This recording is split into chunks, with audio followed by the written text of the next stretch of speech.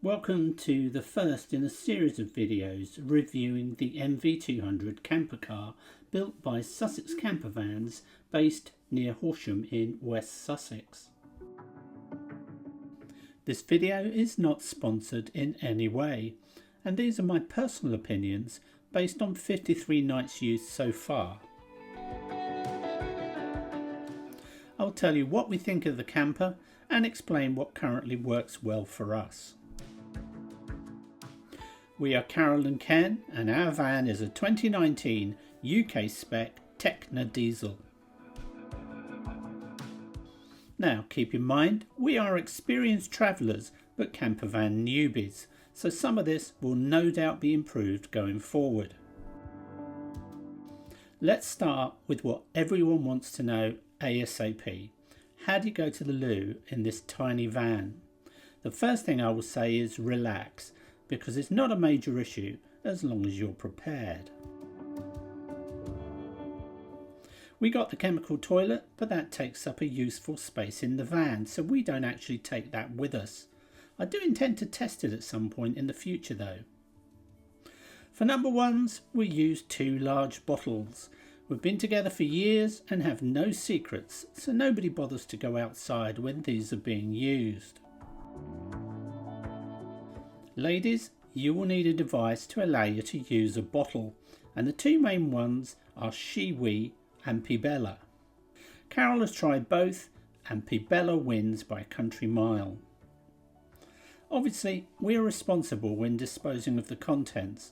The bottle fits easily into a rucksack, so we can take it into the loo, or tip it in the bushes well away from where people may be. Because we tour in our camper, we don't sit around drinking lots of tea, and consequently we pee much less than we do at home. Okay, what about the dread number 2s? First option is know where you can find toilets. McDonald's is your friend, and many are open 24/7 with free Wi-Fi included. Supermarkets, garden centres, cafes, libraries, petrol stations all have loos, and because the NV200 is so easy to park, that is what you'll be using most of the time.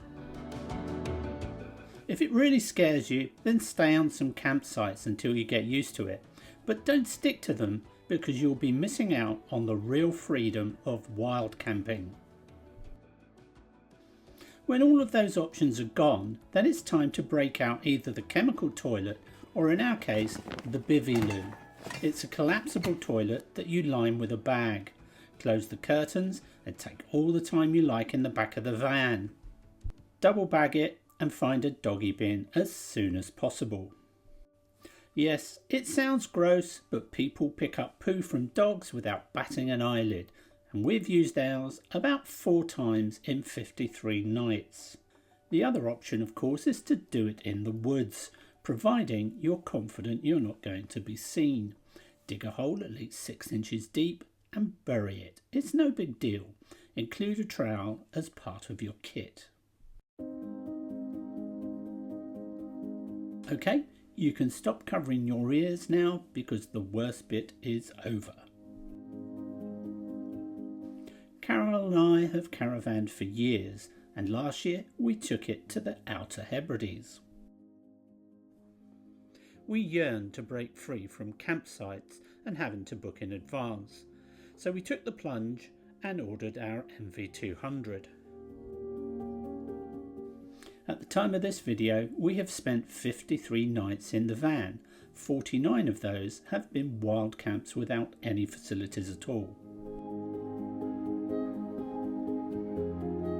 So let's begin and take a look at this van. The main access doors are very easy to open and close, but make sure you lock them back when getting out or they'll slide shut on you. You will have to be able to bend getting in and out of this van, and don't stand up too early getting out or you'll catch your back on the roof. The driver and passenger doors are nice and wide and very easy to get in and out of. This is a view under the bonnet.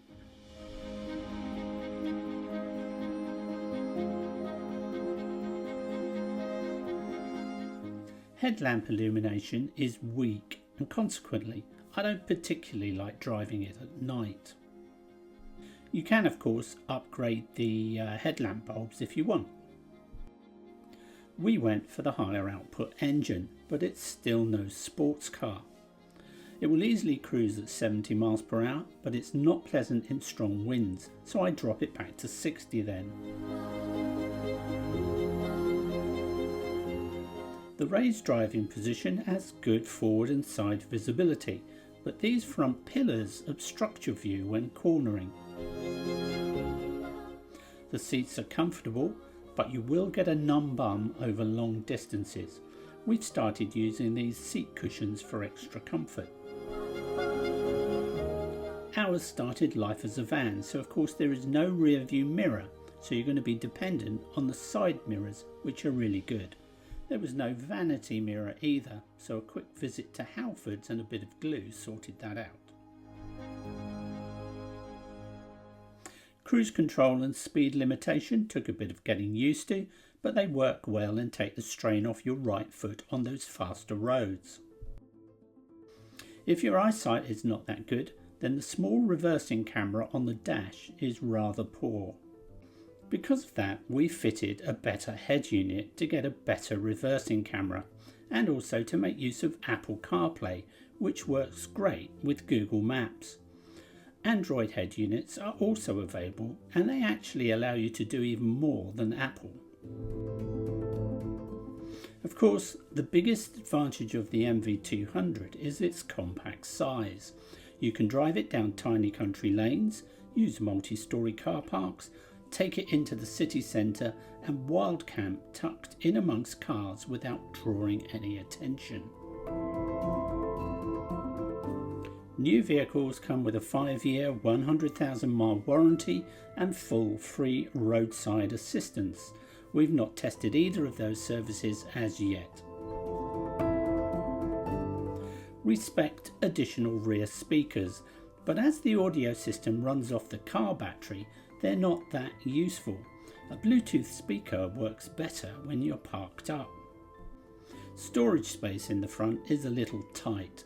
The 2 cup holders are okay, but they may interfere with demisting. The door pockets are rather slim, so you're not going to be able to put any large water bottles in there. We use 2 500ml bottles in this spot between the seats. The glove locker does not have a door, so we fitted a cloth to hide its contents from view. We used a bin from IKEA as a central storage locker, and it works great, allowing it to be removed when it's time to spin the front seat. The NV200 drives much more like a car than a van. It's very easy to steer, but it wanders slightly on the motorway. There is plenty of power, so it copes with hills fairly easily, provided you keep the revs in the sweet spot of around 2000 RPM. Be careful at roundabouts and junctions if your speed gets very low. First gear is safer if you lose momentum, otherwise second or third works well. The engine can quickly bog down if you get the gear choice wrong, especially on hills. Braking is excellent, and you will be surprised at just how fast they can bring you to a halt.